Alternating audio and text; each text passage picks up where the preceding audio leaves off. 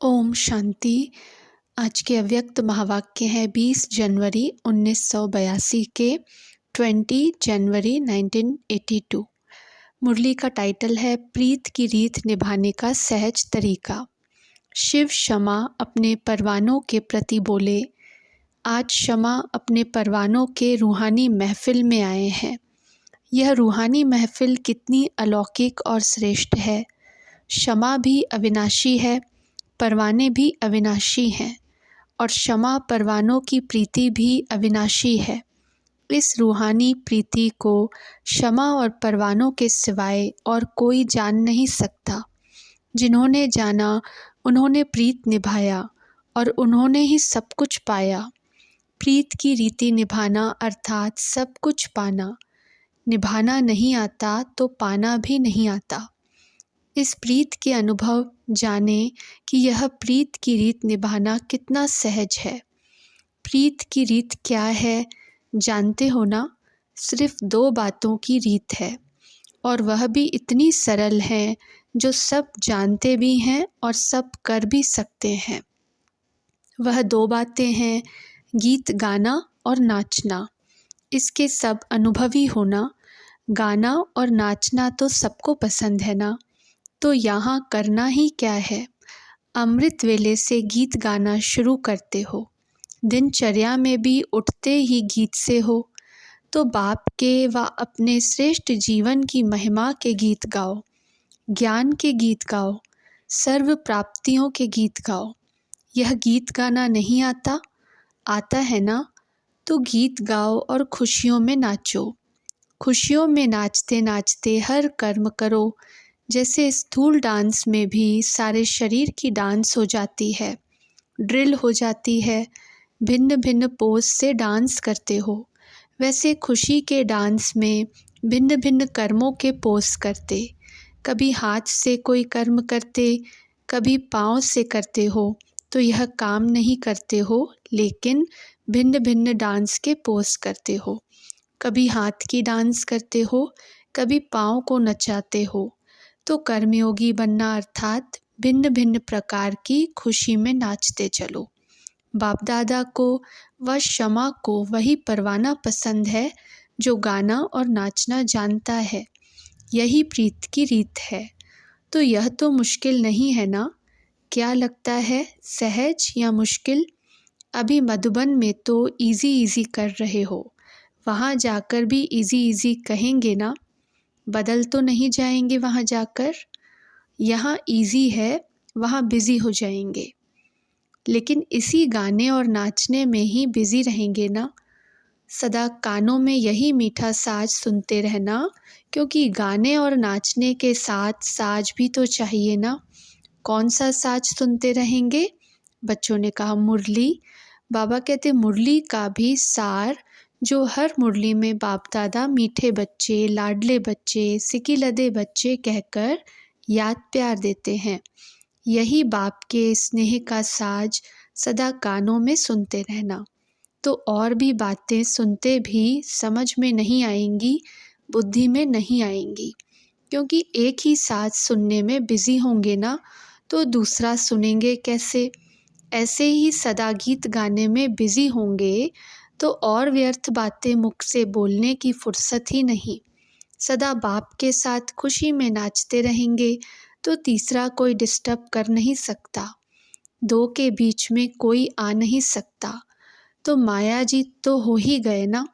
न सुनना, न बोलना, न माया का आना। तो प्रीत की रीति क्या हुई? गाना और नाचना। जब दोनों से थक जाओ तो तीसरी बात है सो जाना। यहाँ का सोना क्या है? सोना अर्थात कर्म से डिटैच हो जाना।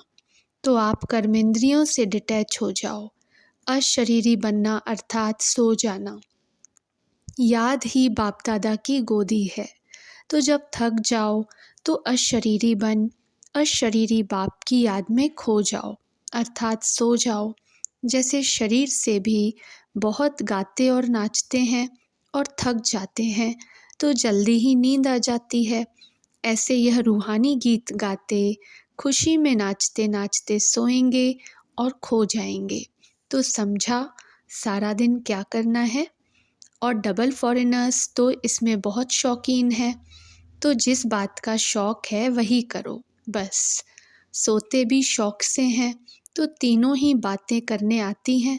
तो समझा प्रीत की रीत निभाने का सहज तरीका क्या है। अच्छा, अभी एक शब्द तो यहाँ डबल फॉरेनर्स छोड़कर जाना। कौन सा?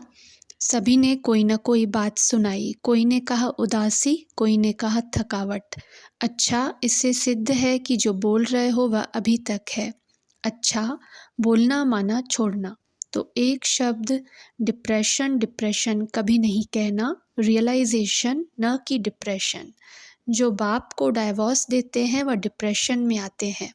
आप तो बाप के सदा कंपेनियन हो, तो डिप्रेशन शब्द शोभता नहीं है। सेल्फ रियलाइजेशन हो गया, रियलाइजेशन हो गया, फिर यह कैसे हो सकता। समझा, जब द्वापर पूरा हो जाए, कलयुग शुरू हो, तब फिर भले होना। इतने समय के लिए तो तलाक दे दो इसको। अच्छा, परिवर्तन भूमि में अविनाशी परिवर्तन करने वाले, सदा प्रीत की रीति निभाने वाले, क्षमा के दिलपसंद परवाने, सदा रूहानी गीत गाने वाले, खुशी में नाचते रहने वाले, जब चाहें बाप की गोदी में सो जाने वाले, ऐसे सिकी लधे लाडले बच्चों को बाप दादा का याद प्यार और नमस्ते। टीचर्स के साथ अव्यक्त बाप दादा की मुलाकात, डबल विदेशी टीचर्स से। सभी ने सेवा का सबूत अपने अपने शक्ति प्रमाण दिया है और देते रहेंगे। सेवाधारी अर्थात हर सेकंड, हर श्वास, हर संकल्प में विश्व की स्टेज पर पार्ट बजाने वाले, तो सदा स्वयं को विश्व की स्टेज पर हीरो पार्ट बजाने वाली श्रेष्ठ आत्माएं हैं। यह समझकर चलते रहो, यह भी ड्रामा में चांस मिला है। तो दूसरे के निमित्त बनने से स्वयं स्वतः ही उसी बातों के अटेंशन में रहते। इसलिए सदा अपने को बाप दादा के साथी हैं, सेवा पर उपस्थित हैं। इस स्मृति में रहकर हर कार्य करते रहना। सदा आगे बढ़ते चलेंगे और बढ़ाते चलेंगे। हिम्मत अच्छी रखी है, मदद भी बाप की मिल रही है और मिलती रहेगी। निमित्त शिक्षक बनना व रूहानी सेवाधारी बनना अर्थात फादर को फॉलो करना। इसलिए बाप समान, बाप के सिकी लधे। बाप दादा भी सेवाधारियों को देख खुश होते हैं। सभी सदा अपने को निमित्त समझकर चलना और नम्रचित्त होकर चलना। जितना निमित्त और नम्रचित्त होकर चलेंगे, उतनी सेवा में सहज वृद्धि होगी। कभी भी मैंने किया, मैं टीचर हूँ, यह मैं का भाव नहीं रखना। इसको कहा जाता है सर्विस करने के बजाय सर्विस में रुकती कला आने का आधार। चलते चलते कभी सर्विस कम हो जाती है या ढीली होती है, उसका कारण विशेष यही होता है जो निमित्त के बजाय मैंपन आ जाता है और इसके कारण ही सर्विस ढीली हो जाती है। फिर अपनी खुशी और अपना नशा ही गुम हो जाता है। तो कभी भी न स्वयं इस स्मृति से दूर होना, न औरों को बाप से वर्षा लेने से वंचित करना। दूसरी बात कि सदा यह स्लोगन याद रखना कि स्व परिवर्तन से किसी भी परिवार की आत्मा को भी बदलना है और विश्व को भी बदलना है। स्व परिवर्तन के ऊपर विशेष अटेंशन, तो सेवा स्वतः ही वृद्धि को पाएगी। घटने का कारण भी समझा और बढ़ाने का आधार भी समझा, तो सदा खुशी में आगे बढ़ते जाएंगे और औरों को भी खुशी में लाते रहेंगे। समझा, तो नंबर 1 योग्य टीचर व नंबर 1 सेवाधारियों की लाइन में आ जाएंगे। तो डबल विदेशी सभी नंबर 1 टीचर हो ना। मेहनत अच्छी कर रहे हो और मोहब्बत भी अच्छी है, सबूत भी लाया है। हर एक बच्चा सेवाधारी अर्थात टीचर है, चाहे सेवा केंद्र पर रहें, चाहे जहाँ भी रहें, लेकिन सेवाधारी हैं, क्योंकि ब्राह्मणों का ऑक्यूपेशन ही है सेवाधारी। किसको सेवा का क्या पाठ मिला है, किसको क्या। कोई को लाने की सेवा करनी है, कोई को सुनाने की, कोई को भोग बनाने की, तो कोई को भोग लगाने की। सब सेवाधारी हैं। बाप दादा सभी को सेवाधारी ही समझते हैं। 83 के कॉन्फ्रेंस के लिए सभी ने नए नए प्लान बनाए हैं, वह बाप दादा को सुना रहे हैं। प्लान बनाने में मेहनत की है, उसके लिए मुबारक।